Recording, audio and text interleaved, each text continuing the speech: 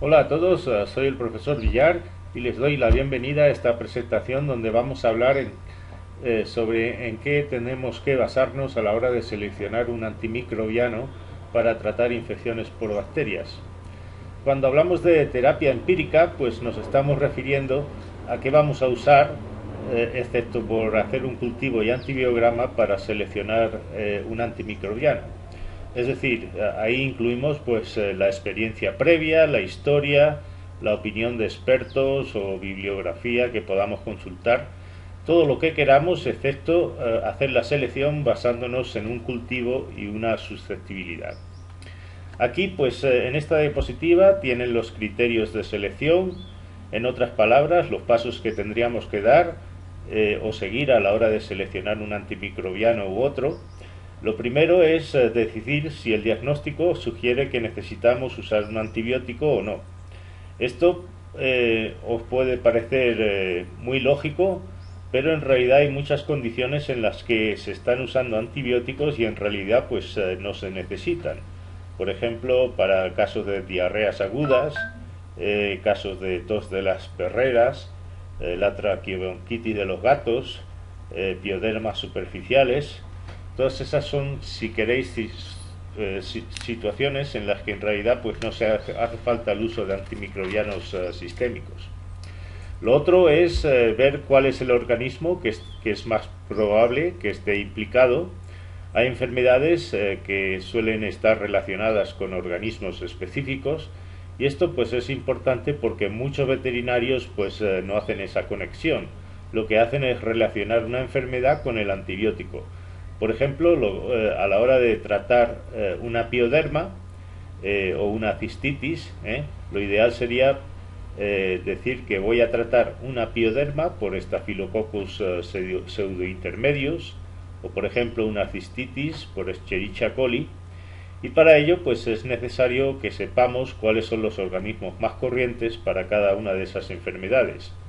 Es obvio que hay enfermedades que pueden estar producidas por bacterias distintas y en este caso pues habría que usar la terapia de 4 cuadrantes que veremos a continuación. Si pensamos en qué organismo puede estar implicado, lo siguiente pues sería buscar cuál es la susceptibilidad más probable de esa bacteria y aquí en Medellín hemos hecho un estudio que muestra cuáles son los antibiogramas de las bacterias aisladas de distintas muestras biológicas y que se han ido remitiendo al laboratorio de diagnóstico de la Universidad de Antioquia.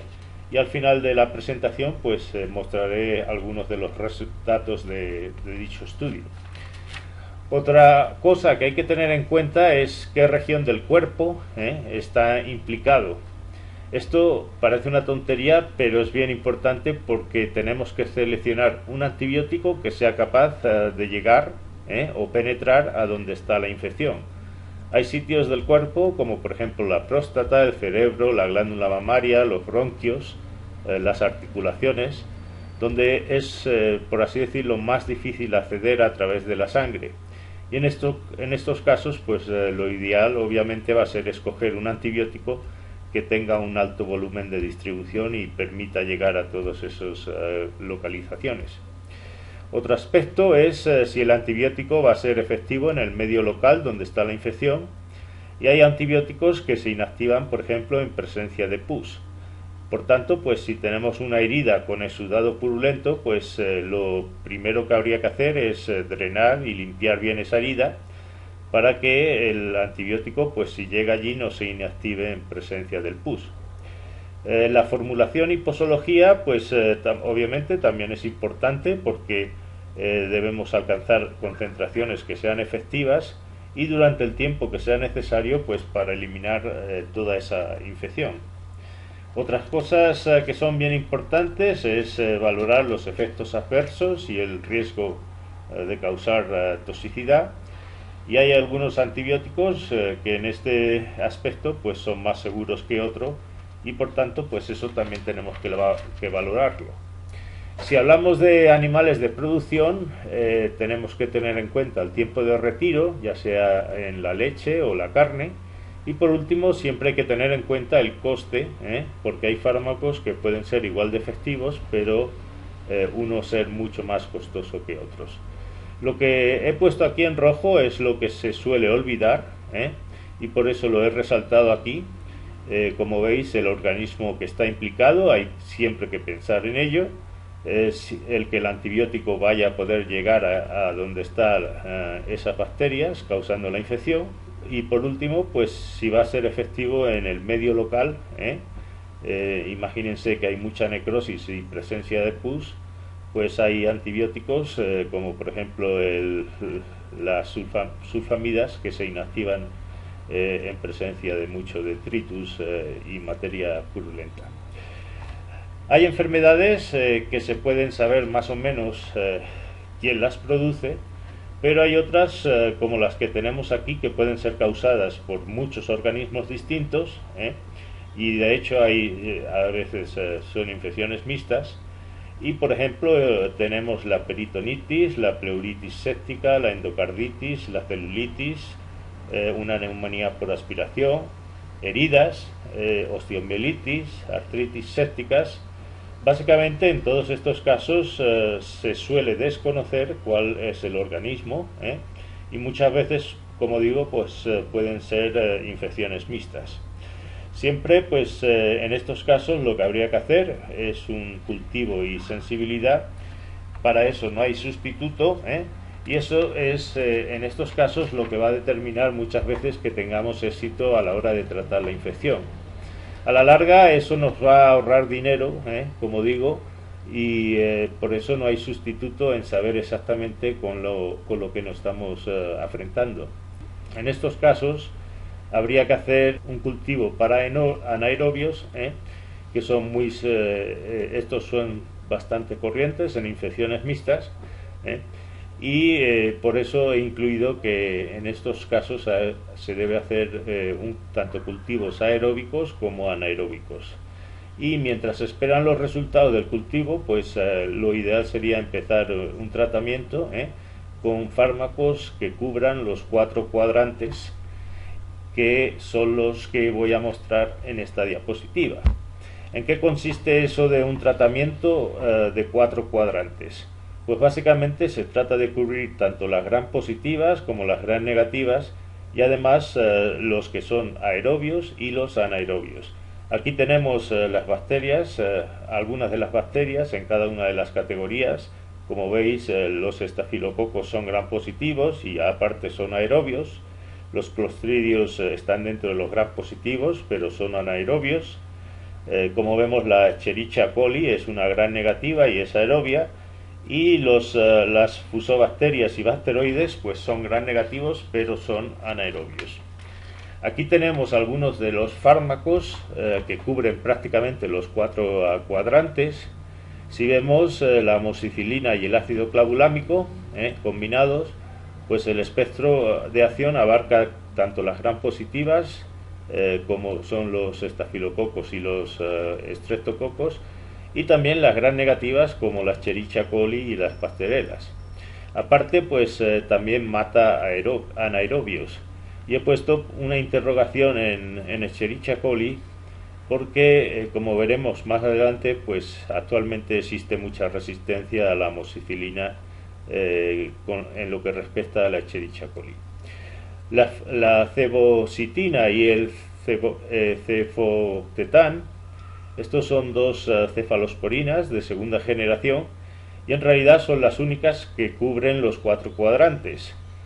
Pero como vemos también tampoco sirven muy bien para Escherichia coli. Actualmente la Escherichia coli que tenemos por lo menos en nuestro medio en Medellín es prácticamente multiresistente a todo. El cloranfenicol es otro de los que sirve, y en realidad se ha venido usando poco porque se le tiene mucho miedo a que se le pueda producir una anemia plástica por dañar la médula ósea.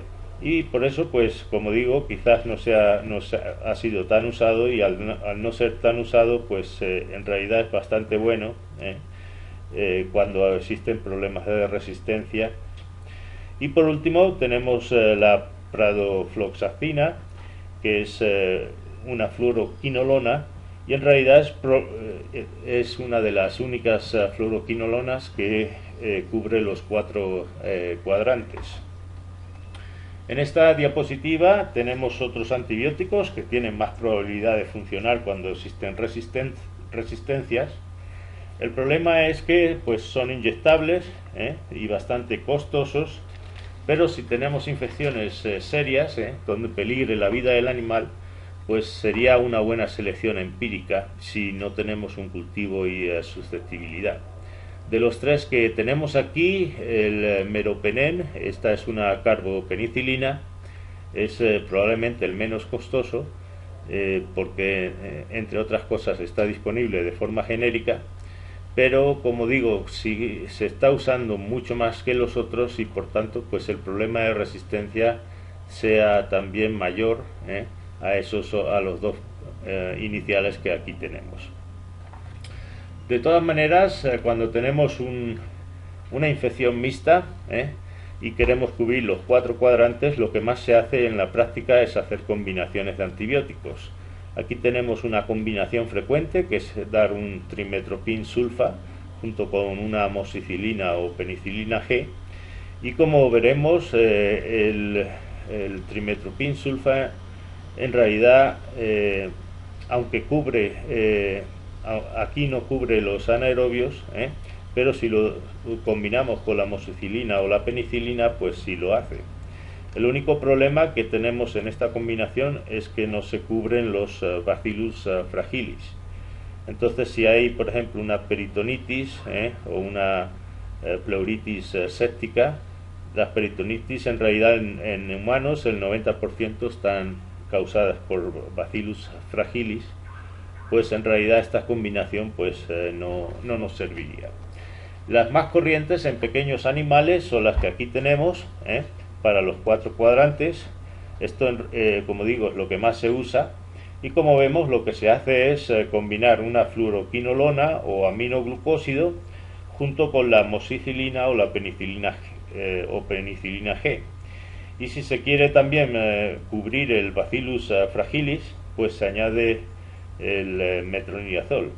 Este último, como digo, pues sería importante cuando se sospeche que haya una contaminación fecal, porque el Bacillus fragilis en realidad es un organismo oportunista del intestino, y cuando existe una peritonitis o pleuritis séptica, como digo, pues es muy probable que esté implicado.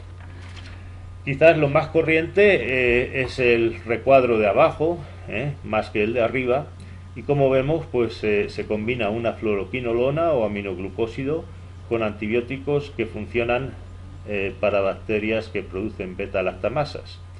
Los 3 más corrientes que aquí tenemos son la clindamicina, la amoxicilina con el ácido clavulámico o la cefotixina, que como decíamos anteriormente pues era una cefalosporina de segunda generación.